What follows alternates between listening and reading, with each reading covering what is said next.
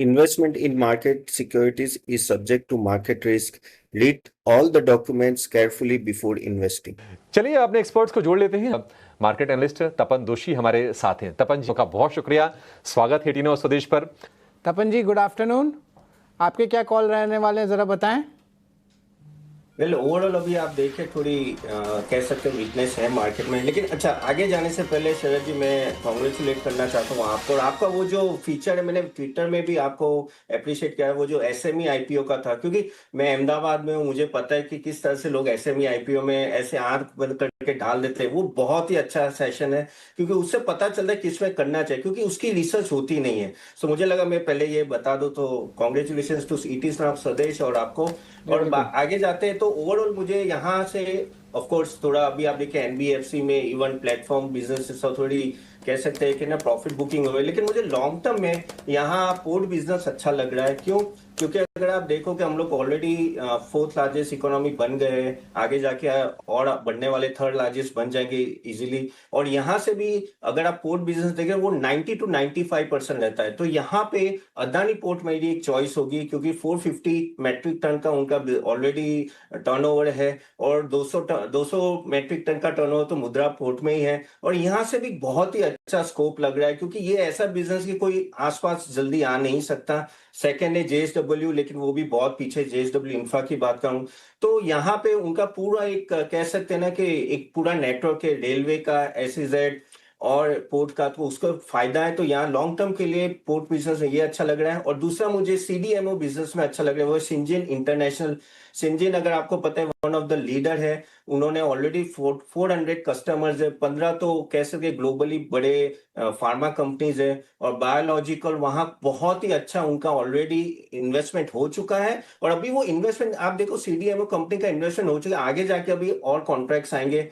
Syngene international मुझे यहाँ से अच्छा इसलिए लग रहा है क्योंकि चाइना प्लस वन पॉलिसी में थोड़ा तो शेयर यहाँ आएगा कॉन्ट्रैक्ट डेवलपमेंट में, तो वहां सिंजिन एक अच्छा खासा शेयर यहाँ से बढ़ सकता है लॉन्ग टर्म के लिए।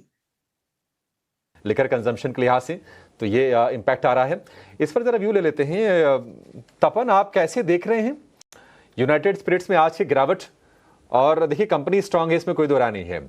इस गिरावट को क्या बाइंग अपॉर्चुनिटी के तौर पर देख रहे हैं, या फिर मामला थोड़ा सेटल हो जाए उसके बाद कोई व्यू बनाएंगे? यही प्रॉब्लम होती है लिकर स्टॉक्स में। लिकर स्टॉक में सबसे बड़ा जो मुझे हमेशा लगता है कि कभी भी कोई स्टेट पॉलिसी चेंज होगी और इनका बिजनेस में डायरेक्ट इम्पैक्ट आता है। 20% से ज्यादा उनका बिजनेस महाराष्ट्र से आ रहा है। ये देखो ये क्लियर कट बड़ा एक्सीडेंट है, जैसे आप बोल रहे हो।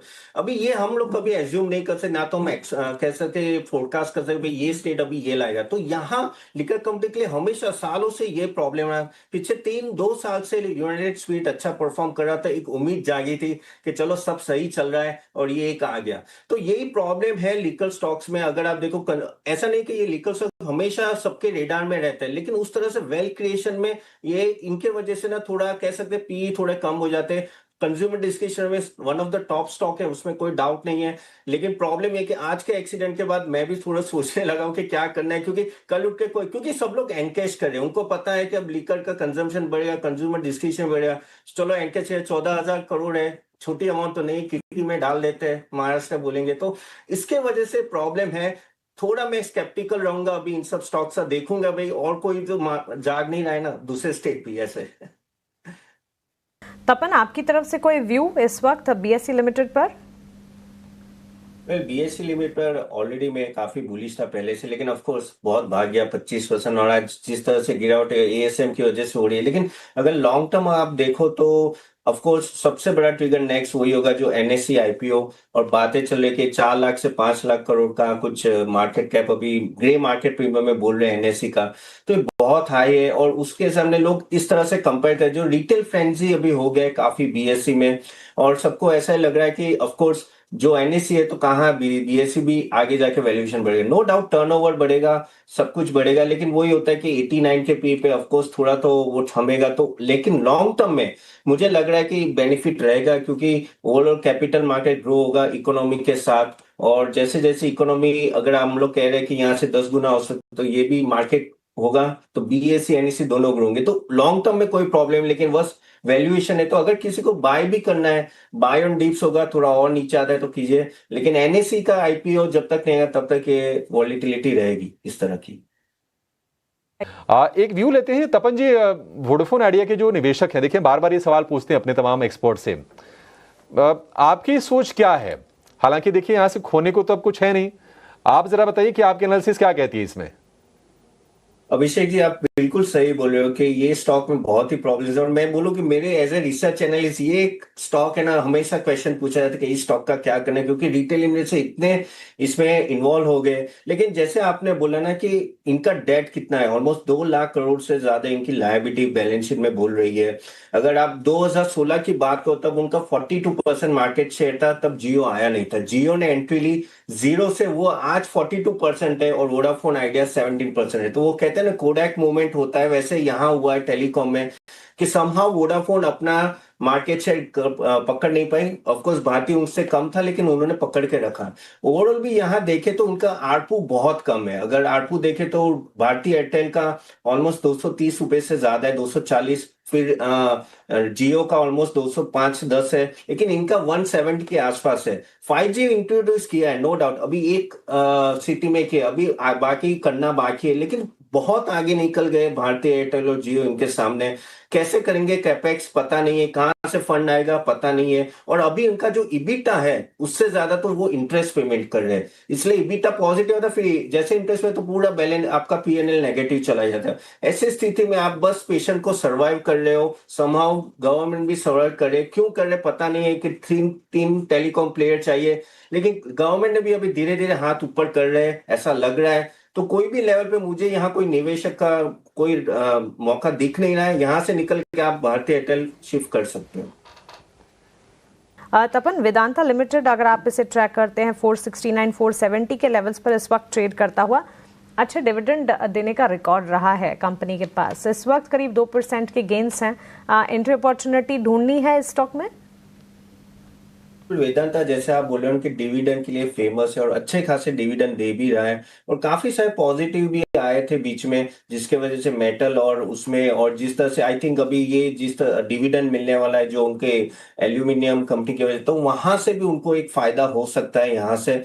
वेदांत तो ओवरऑल अगर मैं बोलूं तो यहाँ से थोड़ी मूवमेंट यहाँ से ऊपर से 15-20% की देख सकती है, लेकिन बाय ऑन डिप्स का ज्यादा रहेगा compare to full on buy, क्योंकि ये कंपनी ऐसी है कि मेटल इंडस्ट्री डायरेक्टली लिंक है, तो थोड़ा भी अगर ग्लोबल लेवल पे ऊपर नीचे हुआ तो इनको डायरेक्ट इम्पैक्ट भी आता है। क्योंकि डिविडेंड दे रही है तो रिटेल इन्वेस्टर का हमेशा फोकस रहता है, और गलत भी नहीं है, उस तरह से रिवॉर्ड भी दिया है, लेकिन मेरे हिसाब से बाय ऑन डिप ज्यादा रहेगा। एंड आई थिंक ये जो नया डिविडेंड आने वाला है एल्यूमिनियम को, वहां से उनको ज्यादा फायदा हो सकता है।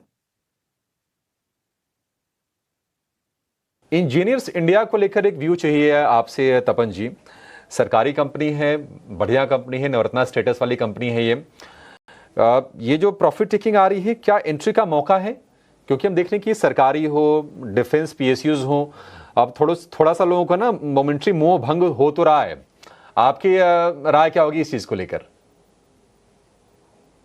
कि देखो अभी इस बार है ना, आप देखो कि कैपिटल एक्सपेंडिचर अच्छा हो रहा है, कैपेक्स गवर्नमेंट कैपेक्स अच्छा खासा स्पेंड हो रहा है। अप्रैल मंथ में 1.6 लाख करोड़ का हमने कैपेक्स ऑलरेडी कर दिया। सालाना बात है 11 लाख करोड़ की थी, लेकिन 12 लाख करोड़ का होगा कैपेक्स, उसमें से 2.7 लाख करोड़ इंफ्रास्ट्रक्चर प्रोजेक्ट में ही होगा। तो ये जो कैपिटल गुड्स रिलेटेड जो इंजीनियरिंग कंपनीज है, even L and T, engineering India, KEC international, इन ये सबको डायरेक्ट फायदा होता है, और उनको आप देखिए कि पिछले 2 महीने से कॉन्ट्रैक्ट्स भी अच्छे खासे मिल रहे हैं। ऑफकोर्स ये सब स्टॉक बढ़ गए, लेकिन यहाँ इस साल मुझे ऐसा लग रहा है कि इन सब में अच्छा खासा मूवमेंट आ सकता है, और यहाँ से इनका प्रॉफिटेबिलिटी ऑपरेशनल वाइज भी बहुत अच्छे, प्रॉफिटेबिलिटी भी इंक्रीज होगा। एंड जो ऑर्डर बुक है तो वो एक तरह से सेफ्टी आ जाती है, क्योंकि आपको एक पता चल जाए कि भाई 2 साल 3 साल का ऑर्डर हमारे पास है, तो एक अच्छी तरह से वो प्लानिंग कर सकते हैं और ऑपरेशनली भी अच्छी तरह से ऑपरेट कर सकते हैं। तो मेरे हिसाब से इंजीनियर्स इंडिया एक ऑफकोर्स एक अच्छा स्टॉक ही है।